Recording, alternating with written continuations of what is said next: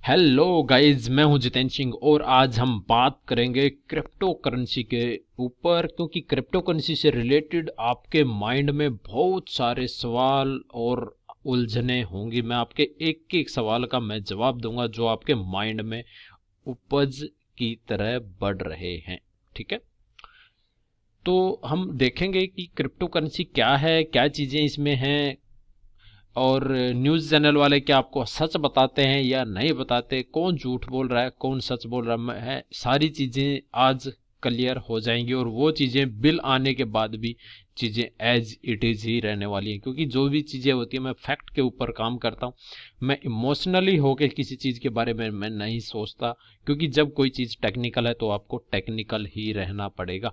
ठीक है, अब हम देखते हैं which crypto currency will be regulate by Indian government और नॉट। ठीक है, आपने न्यूज चैनल में बहुत सारी चीजें देखी होंगी, कौन सी देखी होंगी अभी बता दे, अभी बात कर लेते हैं उसके ऊपर। वीडियो थोड़ा बड़ा हो सकता है, अगर आपको चीजें सारी समझनी है, सोचनी है कि जनरेट प्रॉफिट। आपको पता है दुनिया में क्रिप्टो करेंसी का एक बहुत तेजी से मार्केट बढ़ रहा है और बहुत बड़ा हु हल्ला मचा हुआ, और उसके अंदर आपको जाना चाहिए या नहीं जाना चाहिए, क्या आपको क्रिप्टो करेंसी में इन्वेस्टमेंट करनी चाहिए नहीं, उस चीज़ के बारे में भी हम आज डिस्कस करेंगे। अगर आपके पास 10 मिनट वेस्ट करने के लिए है तो आप वेस्ट कर सकते हो, अगर अदरवाइज आप यहीं पे छोड़ के आप जा सकते हो। सबसे पहले हम देखते हैं कि आरबीआई की डिजिटल करेंसी क्या है। ठीक है, आपने देखा होगा कि हर जगह यही है कि आरबीआई की डिजिटल करेंसी ही रेगुलेट होगी, बाकी सारी प्राइवेट क्रिप्टो करेंसी बंद हो जाएंगी। एज इट इज यही वर्ड है कि प्राइवेट क्रिप्टो करेंसी बंद हो जाएंगी, बट आपको कोई ये नहीं बताता कि प्राइवेट क्रिप्टो करेंसी के अलावा भी क्रिप्टो करेंसी हैं, वो कौन सी हैं। क्योंकि शेयर मार्केट में जो काम करने वाले लोग हैं, कुछ न्यूज़ चैनल्स या कुछ और लोग जो कॉल्स प्रोवाइड करते हैं, उससे होगा क्या, उनका अगर वो आपको चीज़ें सारी अच्छे से बता देंगे तो उनका जो दुकान है वो बंद होने का उनको डर है, क्योंकि शेयर मार्केट से लोग इन्वेस्टमेंट निकाल कर क्रिप्टो करेंसी में कर रहे हैं। क्योंकि शेयर मार्केट में जो टोटल पॉपुलेशन का 2.5 से 3.5% डीमेट अकाउंट है, मतलब 5 करोड़ डीमेट अकाउंट है, बट क्रिप्टो करेंसी में 10 करोड़ से ज़्यादा अकाउंट और वॉलेट क्रिएट किए गए हैं। ये एक उन लोगों के लिए बहुत बड़ा झटका है, मेरे लिए नहीं है, क्योंकि हम तो forex equity market crypto currency सभी में हमारी पकड़ है, उन चीज़ों को हम देखते हैं बहुत नज़दीक से। ठीक है, सबसे पहले देखते हैं कि आरबीआई की डिजिटल करेंसी है क्या। ठीक है, आरबीआई की जो डिजिटल करेंसी है जो आने वाले टाइम में बताई गई है, वो central bank digital currency, CBDC भी उसको बोला जाता है। ठीक है, आप यहाँ पे देख सकते हो वो डेफी क्रिप्टो टोकन होगा। उसको सेंट्रल बैंक उसको अपने अंदर मतलब अपने कंट्रोल में रखेगा, और उसकी जो फिजिकल वैल्यू में जो रुपया, हम डॉलर के कंपेयर में जो रुपया का जो रेट रहता है 73, 74, 75 के आसपास, इस प्राइस में जो चलता रहता है, तो उसमें अभी उसके रेट के बराबर ही उस टोकन का या उस कॉइन का प्राइस रहने वाला है। ठीक है, मतलब वो एक स्टेबल करेंसी रहने वाली है जिसका आप लेन देन कभी भी इधर उधर कर सकते हो। ऐसा नहीं है कि आने वाले 24 घंटे में, आने वाले 5 घंटे में उसमें 10% 20% का अप डाउन होने वाला है, ऐसा नहीं होता। तो इसलिए लेन देन के लिए एक स्टेबल करेंसी का होना जरूरी है। इसी वजह से जो बाकी क्रिप्टो करेंसीज हैं उनमें लेन देन नहीं हो सकता, क्योंकि उससे बायर और सेलर दोनों को लॉस होने के चांस हमेशा बने रहते हैं। अब हम बात करते हैं नेक्स्ट स्टेप के ऊपर। गाइज, आपने अगली टर्म सुने होगी, प्राइवेट क्रिप्टो करेंसी बैन हो जाएंगी। ठीक है, आपके माइंड में क्या आता है, क्योंकि हर किसी के माइंड में ये बात आती है कि दो टाइप की तो चीजें होती है भाई, गवर्नमेंट और प्राइवेट। ठीक है, तो गवर्नमेंट तो जो आरबीआई की है, जो सरकारी है, गवर्नमेंट का डिजिटल रुपया है, वो लोन वो चलेगा, तो दूसरे प्राइवेट है, प्राइवेट जितनी क्रिप्टो करेंसी सारी प्राइवेट है वो बंद हो जाएंगी। ऐसा नहीं है मेरे दोस्त, ऐसा नहीं है। प्राइवेट क्रिप्टो करेंसी कौन सी होती है एक बार वो भी देख लेते हैं। प्राइवेट क्रिप्टो करेंसी होती है जैसे बिटकॉइन है, बिटकॉइन कोई प्राइवेट क्रिप्टो करेंसी नहीं है। और क्यों नहीं है, इस चीज के बारे में मैं आपको जरूर बताऊंगा।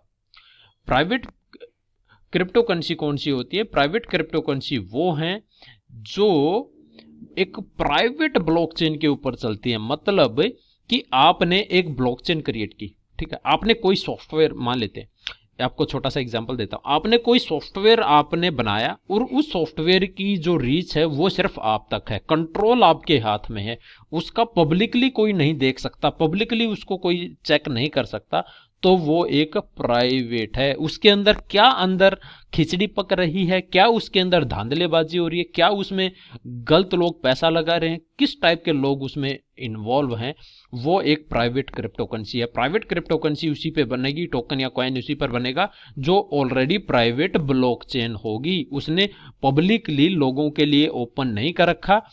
इसका मतलब थोड़ा सा और हम इसलिए समझ लेते हैं कि गवर्नमेंट का कंसर्न इसमें क्यों है। गवर्नमेंट का कंसर्न इसमें यह है कि वर्ल्ड की कोई भी जांच एजेंसी उसकी जांच नहीं कर सकती, क्योंकि उसका पता ही नहीं चलेगा कि भाई उसमें ट्रांजैक्शंस हुई है नहीं हुई, कहां पर उसकी ट्रांजैक्शंस है, क्योंकि ऑनलाइन वो ट्रेस नहीं होगी।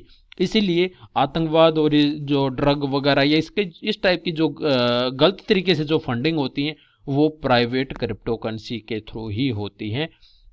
अब मैं ज़्यादा टाइम वेस्ट नहीं करूंगा, आप गूगल में सर्च कर लेना कि प्राइवेट क्रिप्टो करेंसी कौन सी है और पब्लिक क्रिप्टो करेंसी कौन सी है। ओके, अब हम बात करते हैं नेक्स्ट स्टेप के ऊपर। नेक्स्ट स्टेप क्या है, पब्लिक क्रिप्टो करेंसी कौन सी होती है। बिल्कुल सही बात है, पब्लिक क्रिप्टो करेंसी बैन होने वाली नहीं है, इस चीज का ध्यान रखना।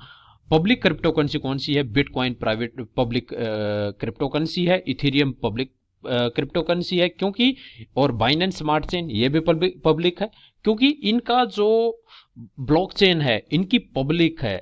इनकी ऑनलाइन प्लेटफॉर्म पे या कहीं पर भी आप इनकी जो ट्रांजैक्शंस होती हैं, कोई भी सेंट्रल एजेंसी जिसने भी इसकी ट्रांजैक्शन चेक करनी है वो ट्रांजैक्शन चेक कर सकता है, जो प्राइवेट में पॉसिबल नहीं है। आई बात समझ में। इसीलिए पब्लिक क्रिप्टो करेंसी जो हैं या पब्लिक ब्लॉकचेन जो हैं वो बैन होने वाली नहीं है, ना ही डिसेंट्रलाइज एक्सचेंज बैन होने वाली हैं, सिर्फ प्राइवेट ही बैन होंगी।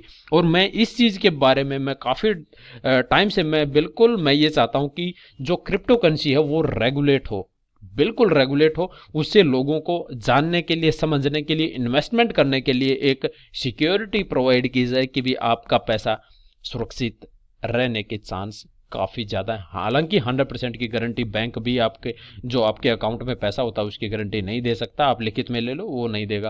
वो आपको दुनिया भर के सॉफ्टवेयर बता देगा जी हम वर्ल्ड की ये सर्विसेज लेते हैं, जब आप बोलोगे भी ठीक है आपने ये तो बता दी, आप मुझे लिखित में दे दो कि मेरा पैसा हैक नहीं होगा, ये चीज़ें नहीं होगी, तो वो कभी भी नहीं देगा। ठीक है, अगर आपने उस टाइप के जाना है तो वो डिसेंट्रलाइज, मैंने एक अलग से वीडियो बना रखा है, सेंट्रलाइज और डिसेंट्रलाइज एक्सचेंज कौन सी होती है, क्या उनमें डिफरेंस होता है, वो आप जाके चेक कर सकते हैं। ओके, मैंने आपको पब्लिक और प्राइवेट दोनों के बारे में बता दिया है। अब बात करते हैं नेक्स्ट स्टेप की कि नेक्स्ट स्टेप क्या रहेगा, विच करेंसी में बैन। मैंने बताया कि प्राइवेट क्रिप्टो करेंसी बैन होंगी और मैं बिल्कुल चाहता हूं कि प्राइवेट क्रिप्टो करेंसी बैन हो, क्योंकि हमारे देश से पैसा गलत आतंकवाद और इन चीज़ों में टेरर फंडिंग के लिए काफ़ी यूज होता है, तो वो यूज ना हो।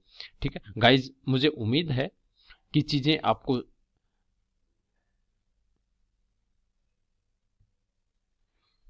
मुझे उम्मीद है कि आपको चीजें काफी अच्छे से समझ में आई होंगी। अगर फिर भी नहीं आई है तो आप व्हाट्सअप करके पूछ सकते हैं जो भी आपके डाउट हैं, और इधर उधर लोगों के चक्करों में पड़ने की बजाय आप चीजों को खुद सीखो, समझो, कहां पर क्या हो रहा है वो देखो, वर्ल्ड में क्या हो रहा है। आप टेक्निकल चीजों को आप टेक्निकल तरीके से ही समझोगे तो ही चीजें आगे बढ़ सकती हैं, अदरवाइज इमोशनल होके समझने की जरूरत नहीं है।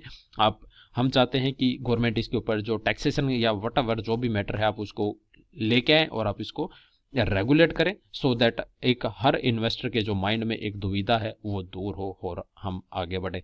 गाइज, आज के लिए बस इतना ही। Thank you very much and good bye.